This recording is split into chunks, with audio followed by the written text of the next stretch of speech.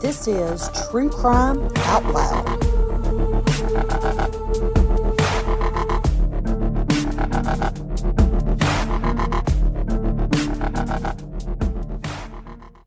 I'm your host, B. And I'm your host, Jen. And this week's case takes us to the Windy City, Chicago, Illinois. It is the most populous city in Illinois with a population of 2.7 million residents. Chicago is famous for two things in particular: their deep dish pizzas and, you guessed it, large amounts of gun crime.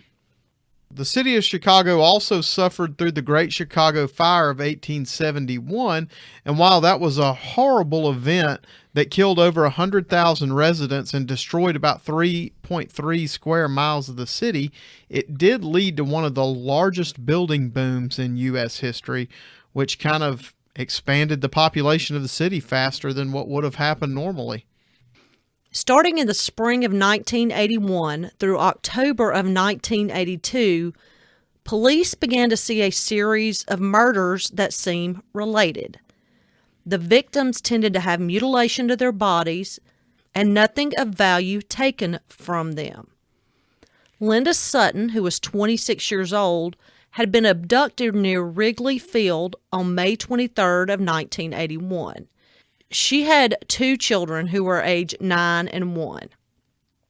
On June 1st, someone called about a bad odor near the Brer Rabbit Motel in Villa Park. So this is a week after Linda has gone missing. DuPage County responds to the scene and they locate a body, face down in the weeds. Through dental records and fingerprints, she was identified as Linda Sutton. She was in handcuffs, had on a sweater and bra which were pushed up above her breast. Her pants and panties were pulled down. She had $17 in her sock. And police thought from this that she was probably a sex worker, because that tended to be a thing they did, is kept money in their sock. There were nicks and cuts on some of her ribs, indicating that she had been stabbed in the upper torso. Both of her breasts had been cut off. So DuPage County, thinking this is a sex worker from the city of Chicago, calls Chicago police, and they agree and tell them Linda was most likely a sex worker in their city. So both of these agencies are looking into this murder, but they have no leads. Now, they don't know it at the time, but they're possibly looking at the first victim of a serial killer or killers. Nearly a year after Linda Sutton was murdered, on May 15th of 1982, Lori Borowski, a recent college graduate, was walking a few blocks from her new apartment to the real estate office where she worked. When other employees arrived, they find the office locked, but Lori's keys, makeup, and shoes were outside on the ground. Her parents go to her apartment, but they find nothing out of the ordinary. Now, this is investigated by Elmhurst police. They got luckier than they did with Linda Sutton. They had a witness, and this witness said they saw a red van in the parking lot around the time that Lori went missing. So Lori's parents began to search for her, and her mother said that she carried around a white sheet in case she found her daughter and wanted to be able to cover her body. Well, her body is found in October of 1982 at Clarendon Hills Cemetery. At least her left nipple is missing from her breast, if not more. She had been there since May, so there was a good bit of decomposition. She had been stabbed in the chest and back, possibly with an ice pick, and her nose had been fractured. Over the next few months, other victims are found in alleys, under bridges, and in wooded areas. They all have one thing in common. They have been mutilated, and most of this torture and mutilation, they surmise, was done before the victims were dead. Shumack, 30, disappeared about 2 weeks after Lori on May 29th or 30th of 1982. She was in the car with her brother and they got into an argument. so she got out of the car near Hanover Park around 1 a.m. Her body was found 4 months later on September 20th of 1982 in a field in South Barrington. She had on clothing, but her clothes were torn. She was identified by a necklace that she was wearing, and her family was able to say it was hers.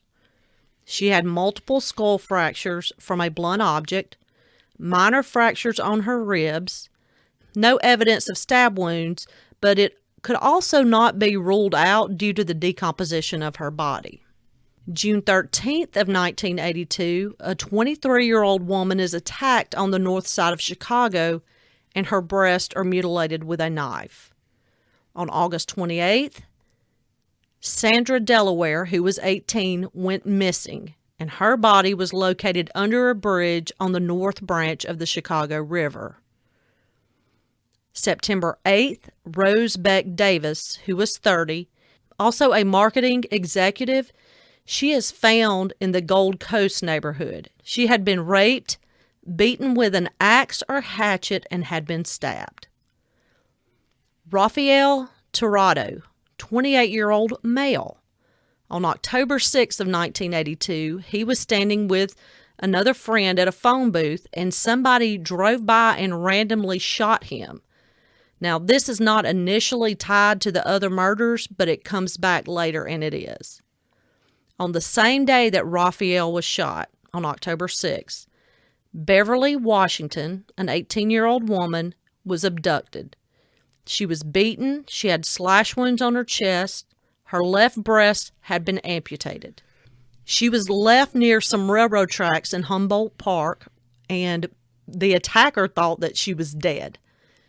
But she survived, and this is the woman, Beverly Washington, who helped to solve this case. She tells police about her attacker and how he was driving a reddish-orange Dodge van. She said the van had 2 feathers on a roach clip hanging from the rearview mirror, which was popular back in the 70s and early 80s. One feather was white and the other was blue. There was a cardboard partition between the front seats and the rear of the van. The attacker, he was a white male with greasy brown hair and a mustache.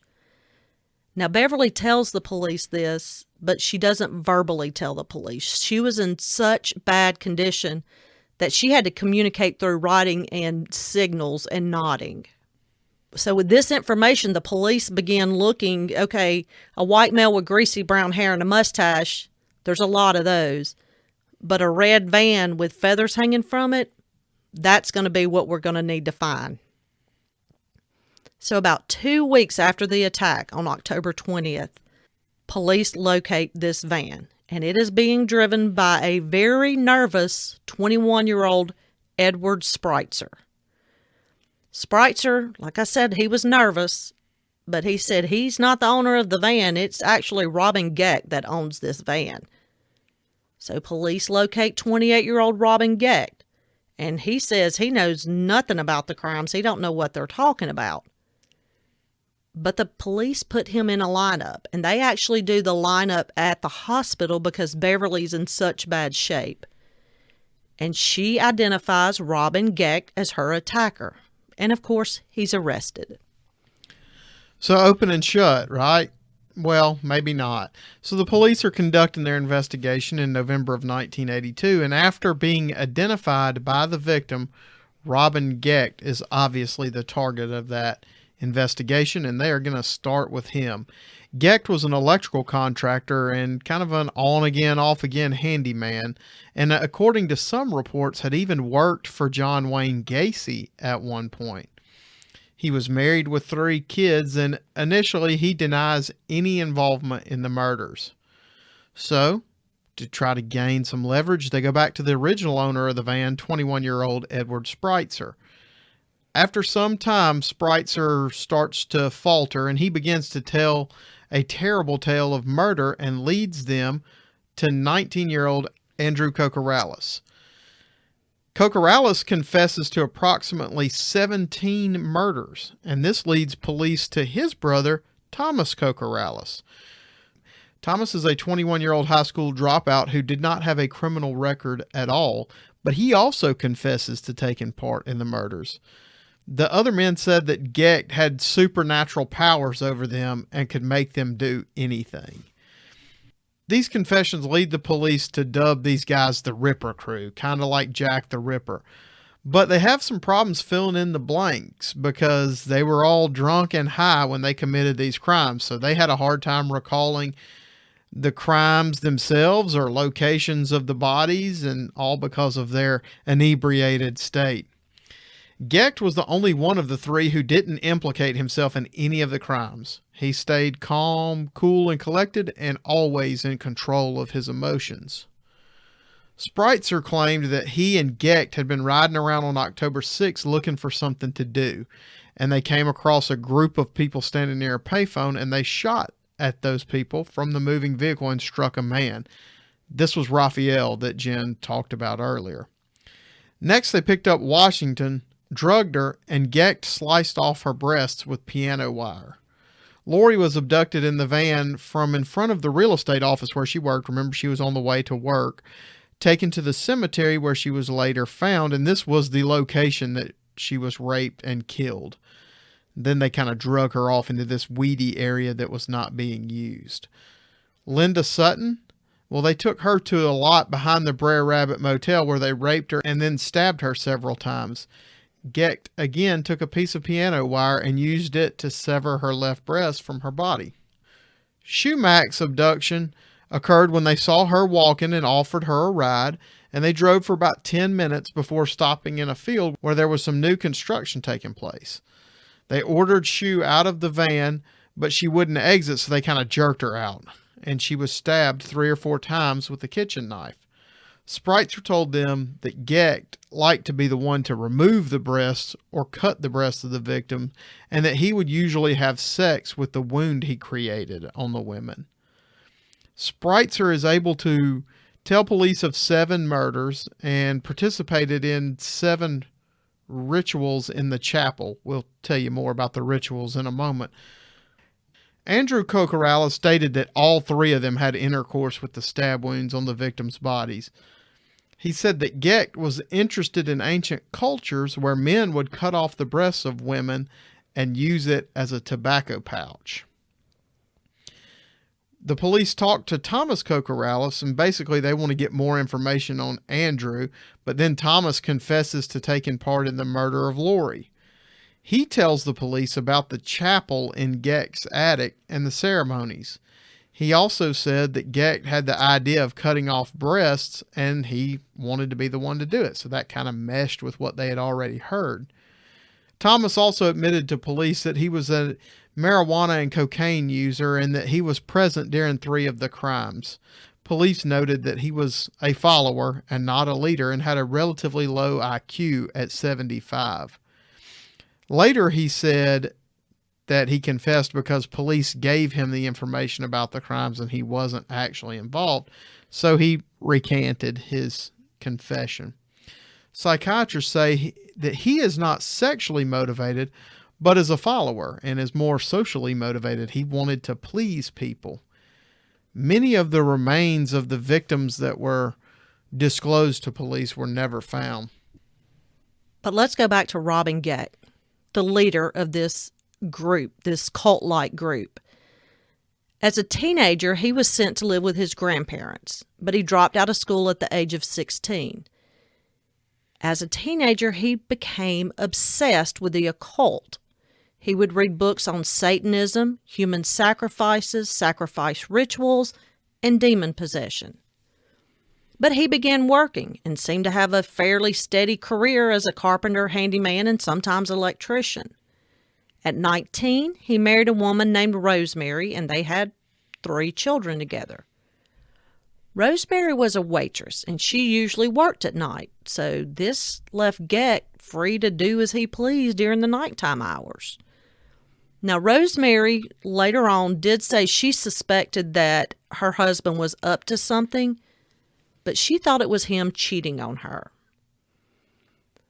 Gecht has this marriage and he's working and doing pretty good, but he brings Edward Spreitzer and Andrew Kokoralis into his home to live with him temporarily, and he gave them work.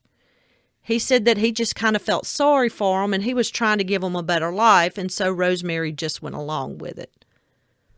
And eventually, Andrew's brother, Thomas, also began to work for Geck. Everyone questioned was able to confirm that Edward, Andrew, and Thomas were easily manipulated, especially by Geck, because they looked up to this guy who was a little bit older than them and had his life together.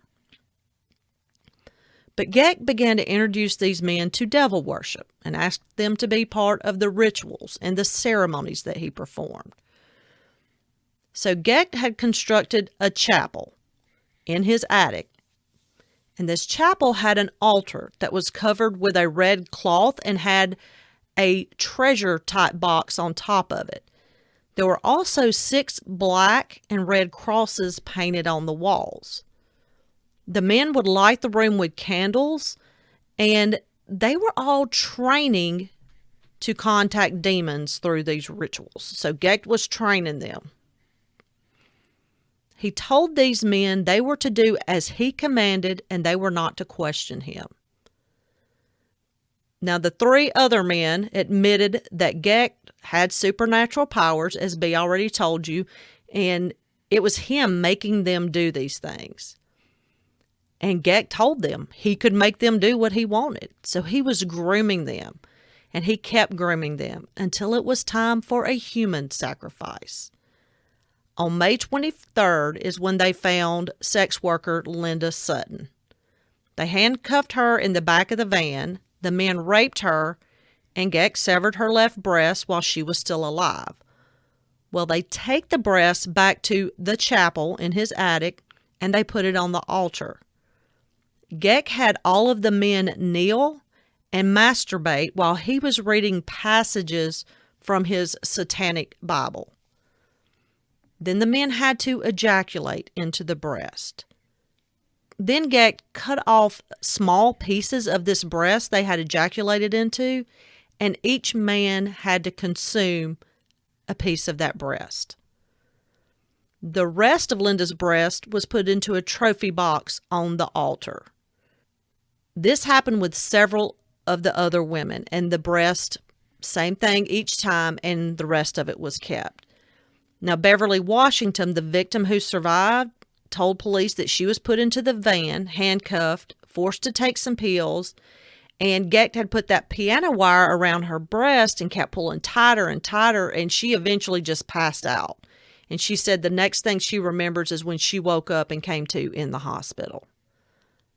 They talked to one of Geck's girlfriends, and she said Geck was always demanding her to cut off her own nipple and told her if she didn't do it, someone else would. So in 1984, after a trial, Thomas Kokoralis is convicted of Lori's rape and murder and was sentenced to life in prison. The prosecution had sought the death penalty in his cases. During the sentencing, he denied being involved in the crimes after he had already confessed to police. In 1986, his conviction was overturned on an appeal due to legal errors. When he was retried, he entered a guilty plea to Lori's murder for a 70-year sentence, and charges were dropped against him for the murder of Linda Sutton. Edward Spreitzer was convicted of 5 murders and sentenced to death. He was found guilty of Linda Sutton's murder and then pled guilty to 4 other murders. But in 2003, the governor commuted death sentences to a term of life in prison. Andrew Kokoralis was convicted of kidnapping and murder and was sentenced to death. But Geck is where things get a little interesting. There was no physical evidence linking Geck to the crimes, and they had no confession from him, so he was not convicted on any murder charges. He was the only one of the 4 men involved to not be convicted of murder. He was, however, convicted for the rape and mutilation of the surviving victim and received a sentence of 120 years. Geck will be eligible for parole in 2042 when he is 89 years old. Thomas Kokoralis was released from prison in 2019, And Andrew Cocorales was executed on March 17th, 1999 by lethal injection at the age of 35. He was, in fact, the last person to be executed in the state of Illinois. According to the Chicago Tribune, the Ripper crew is thought to be responsible for 17 murders of women and one man, but they really have no way of knowing for sure. This was kind of a crazy case, one of those unbelievable with the things that they did. And I didn't believe it. You know, I kept having to research and go and look at some reliable sources to find out if it was true or if it's just one of those things that people have passed on over time. But having covered a cult last week, it kind of made me think of the mentality that goes on with that. I mean, you have this leader and the people are looking up to him and they start doing what he says. He's like bringing them in and slowly grooming them to do what he wants, and then gets them to do these crazy things, murder included, but all the other things that went along with it. Yeah, and I think we have the same things at play that we had last week. I mean, probably with an addition of this low IQ situation, but I mean, these guys were obviously easily influenced, but suffered from their own perversions. Yeah, and you throw alcohol and drugs in the mix, and you've got a party of disaster going on there, I think. And you talked about the low IQ of Thomas. One of the things that kept coming up was Thomas's name was not mentioned by Edward Spreitzer when he confessed. He only said Andrew. And I couldn't find if Andrew had used his brother's name and said, hey, Thomas was involved. I couldn't find anything on that. I'm not sure if Andrew led them to Thomas. You know, they just knew who he was because he was a brother and worked with him too, or gave him his name. But I did find that Spreitzer did not mention Thomas Cocorales. And he's the one that came back and said, hey, I wasn't involved in this, had a low IQ. I was just telling the police what they wanted to hear, and I really wasn't involved. Now, fortunately, he wasn't given the death penalty if he really wasn't involved. But, I mean, we're investigating a case in the 80s. We don't have DNA to tie us into it. What do you think about that? Still guilty. Hey, there's other evidence there, not just his own admission and then recantation. He probably had knowledge of everybody says, oh, the police fed me the lines. He probably had knowledge of the crime that only a person present at the scene would know. There had to be some other stuff linking him. He just, did what people typically do. I mean, he backed up when he saw that it was getting serious. Well, the last thing I saw on him is he is now living in Aurora, Illinois. And like I said, released 2 years ago. So Edward Spreitzer and Robin Geck, to my knowledge and what I could find, are still sitting in prison. Yeah, it's an interesting story that doesn't seem to get a whole lot of play. I hadn't heard a whole lot about the Ripper crew until this case. I did find on Amazon Prime, you can go watch American Occult Season 1, Episode 1, and it covers this case. Pretty interesting to watch it. Like I said, this is gruesome and horrible, and you don't hear a whole lot about it, but it kind of went in line with what we had last week. Like I said, the cultish type mentality, and I wanted to cover it. Well, we hope you enjoyed this week's case, and as always, we'll see you next week. We would like to hear your thoughts on this and all of our cases, and as always, you can reach us by email at truecrimeoutloud@gmail.com, Facebook and Instagram at True Crime Out Loud. Out Loud is 2 words, not one, and Twitter at TC Out Loud. Photos, links, and sources for this case can be found on our website at www.truecrimeoutloud.com.